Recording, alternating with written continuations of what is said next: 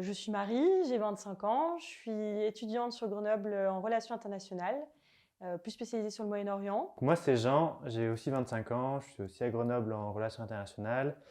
Et à côté de ça, on est passionné par la montagne, les voyages et l'aventure. Que venez-vous présenter aux écrans de l'aventure? Alors, on présente notre projet qu'on a fait l'an dernier. On a pris une année de césure et on a fait un projet qui s'appelle The Cross Border Mountain Trip.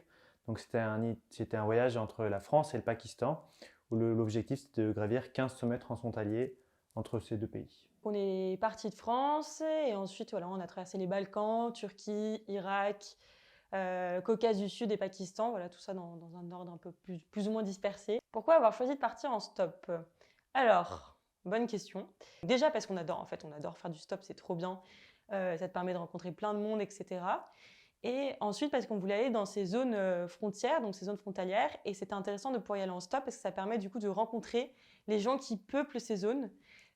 Et donc de pouvoir en fait avoir ce qu'on voulait en fait comme contenu pour nos recherches. Alors, comment avez-vous géré vos études de sciences politiques le temps de votre aventure? Alors, on a pris une césure.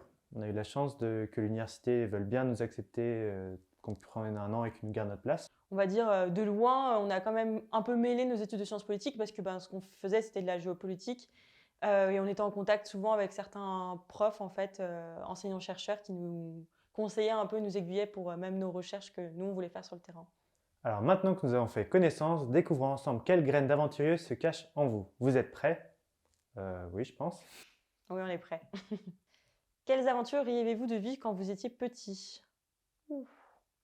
Moi, j'aimais bien regarder Pékin Express quand j'étais petite et ça me faisait rêver parce que je trouvais ça trop bien. Ils allaient partout dans le monde, ils allaient pas en voyage organisé, juste voir des pierres, mais ils allaient chez les habitants, ils faisaient du stop. Petit, je faisais déjà énormément de montagnes, j'adorais ça et j'étais aussi passionné par les cartes et je voyais un peu toutes les montagnes autour du monde. Je connaissais toutes les montagnes du monde et donc je voulais toutes les gravir. Ah, ils Donc connaissent vraiment toutes les altitudes et tous les noms. Hein. Et je connais toutes les montagnes du monde et donc je me suis dit ah oui, j'aimerais faire ci, ça et c'était un peu aux quatre coins du monde. Alors, quelle était votre première aventure et avez-vous une anecdote?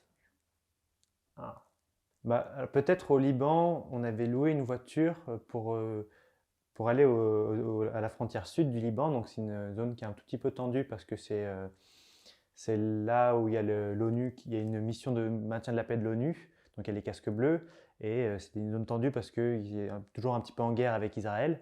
Et nous, on avait envie de voir ça de nos propres yeux parce que c'était quelque chose qui nous avait toujours intrigué, les opérations de maintien de la paix. Enfin, c'est typiquement nos études. Et je pense que c'était un peu de l'aventure parce que voilà, on avait un petit peu peur, on n'était jamais très sûr de ce qu'on faisait. On savait pas trop, on va dire, quelle légitimité on avait à être là et est-ce qu'on avait réellement le droit. Donc je pense que c'était ça qui était un peu excitant. Quel conseil donneriez-vous à un jeune qui veut partir à l'aventure? Eh bien d'y aller, déjà. Imaginons dans l'idée de juste partir un peu en dehors des sentiers battus. Je dirais de se renseigner sur le contexte, puis maintenant il y a quand même plein de ressources sur internet même, et puis d'y aller, quoi, de pas avoir peur. Aujourd'hui, que diriez-vous au vous d'il y a 5 ans?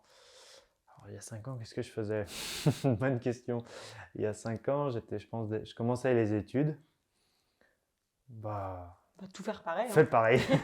Avez-vous encore des rêves d'aventurier? Bien sûr. Trop. Trop, mais pas assez de temps, trop frustrant. Oui, oui, on en a plein. On est rentré avec des idées plein la tête. Par exemple, l'Arabie Saoudite, ça c'est un pays qui vient d'ouvrir pour les touristes. Et je pense qu'en termes d'aventure, il y a vraiment des trucs assez incroyables à faire parce qu'il y a des déserts qui sont magnifiques et on ne connaît pas grand-chose. Pour finir, une petite surprise vous attend dans le chapeau. Devant vous se trouvent des questions posées par des élèves de l'école primaire Saint-Joseph. Allez. À vous de piocher. Je pioche. Vas-y.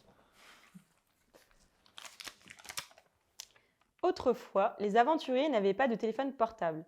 Maintenant, c'est bien plus facile de faire une aventure qu'avant. Peut-on venir nous sauver plus facilement?